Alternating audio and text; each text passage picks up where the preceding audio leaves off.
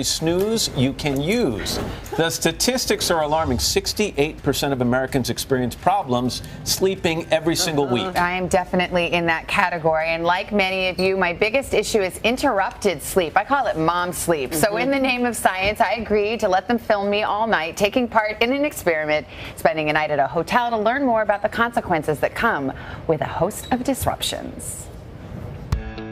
To work in a job like this is to be obsessed with sleep. Good morning to you. I wake up and I don't feel refreshed, but I'm motivated because I know the clock is ticking towards 7 a.m.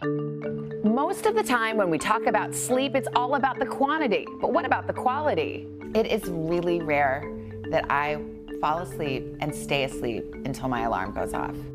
And apparently, I'm not alone. A new report reveals more than a quarter of middle-aged women in the U.S. experience difficulty falling and staying asleep 4 or more times a week. And it may come as no surprise, sleep deprivation is more common for moms. So to find out how interrupted sleep might be affecting me, Dr. Carol Ash, a sleep expert, designed an overnight experiment. So there's some simple screens that we'll go through that'll give us essentially your sleep IQ. So let's see, problems waking up too early. Yet that does happen sometimes. Dr. Ash outfitted me with a sleep tracker with the warning that the night ahead would not be restful. So with cameras rolling, I got into bed at my normal bedtime, 8:30 p.m. I have a few tricks. I have been known to count sheep, to read something kind of boring, but not too boring. First, I had to fall asleep, but could I stay asleep? Apparently not.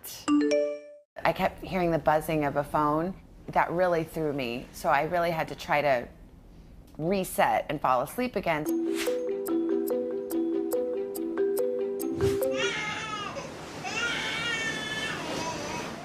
It isn't always easy to reset after the all too familiar sound of a crying baby. I checked my phone once and I saw a message, but I tried to not think about it. It took me a while, but finally I fall back asleep.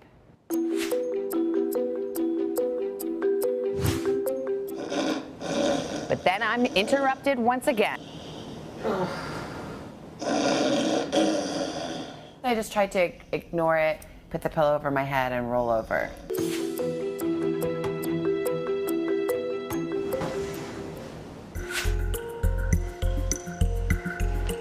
I did not have a very good night's sleep at all.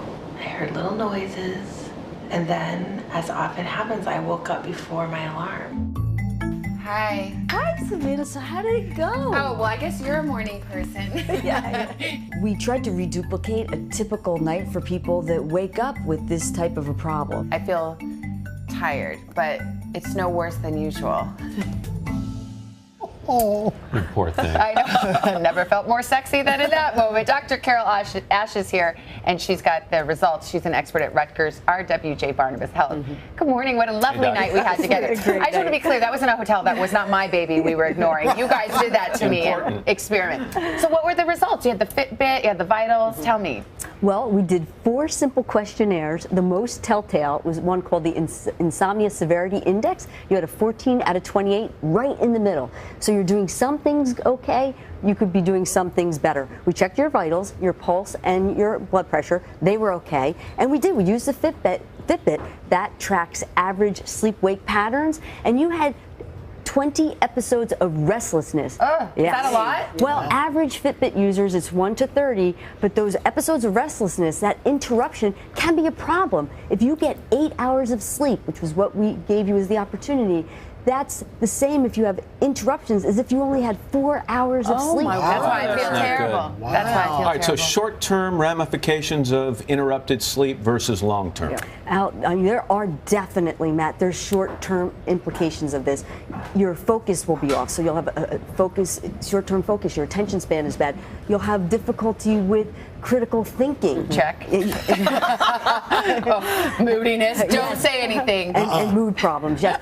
And there's long-term consequences, too. You can have problems, cardiac problems, with your heart. You can have weight gain, and there's new research that shows cognitive difficulties put you at risk for Alzheimer's and dementia. Wow. Savannah slept with a pillow on her head. That's one thing you can do to try to block things out. Anything you can do to try to minimize that interrupted sleep? Yeah, we interrupted her sleep at 1 hour. One of the things she did did good. She has a go-to sleep routine. That's really good. And when we had the baby crying, she didn't get out of bed. She let the baby self-soothe. Well, that was a fake baby. Real baby might be a little different. But the temperature, you could have fixed the temperature of the room. You were hot, you told us. Yeah. You know, and those are some things that all things we can do. Yeah, but that go-to sleep routine important. And hers, Ernest and Julio Gallo, really wants to thank them for helping her with that. Doctor, thank you. That's on the don't-do list.